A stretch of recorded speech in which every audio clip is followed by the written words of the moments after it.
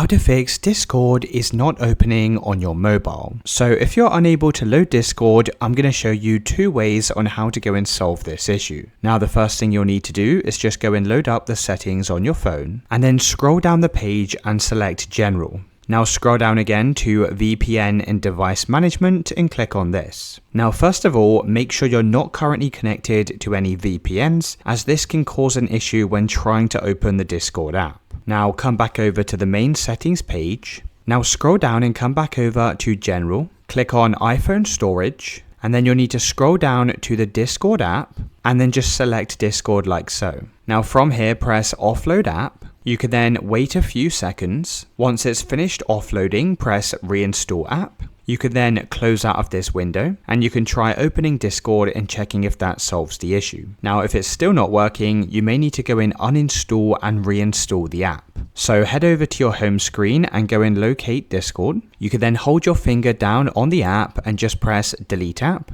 You can see this will also remove the data. Press Delete. Once it's completely been deleted, you can just load up the App Store on your iPhone. You can then go and search for Discord and you can try reinstalling the app, and that should have solved any opening issues.